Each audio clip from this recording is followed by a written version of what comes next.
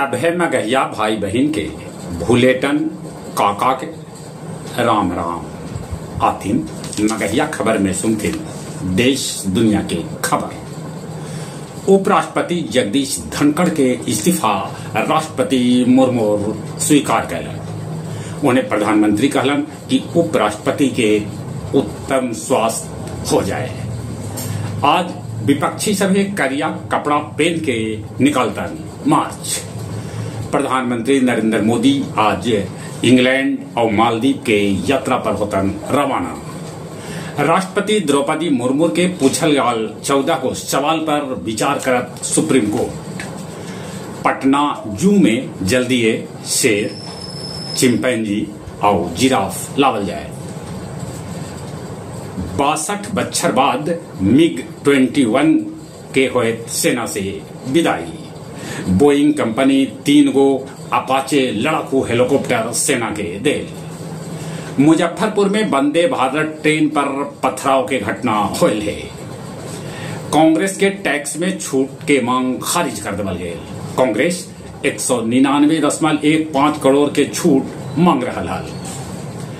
बस्ती के कप्तानगंज बाजार में कवरिया सभे कैलन तोड़फोड़।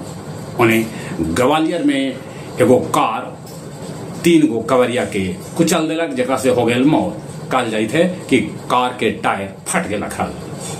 मुजफ्फरनगर में 5 गो मुस्लिम युवक कवरिया के भेष में चोरी करे गिरफ्तार कर गए। अमेरिकी राष्ट्रपति ट्रंप चीन के यात्रा पर जा सकत। उन्हें शांति वार्ता से पहले रूस यूक्रेन पर कैलक हमला। दुबई से लौटल एगो दंपत्ति से सूरत एयरपोर्ट पर 20 करोड़ के सोना बरामद कैल गए। काबुल में तालिबानी हिजाब न पहने पर महिला सभे के कैलन कैद।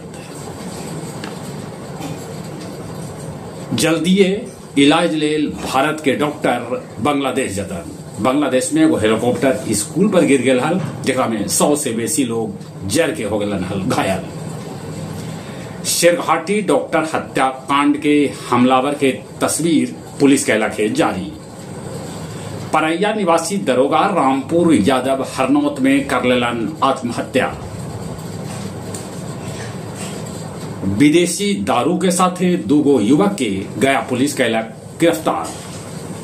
पितरपक्ष मेला लेल टेंट सिटी के प्रस्ताव पर्यटन विभाग के सौंपल गए है।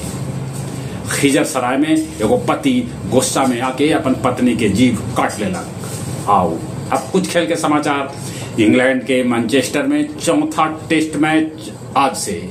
तीसरका वनडे में भारत के हरमनप्रीत 84 गेंदा में बनौलन 102 रन।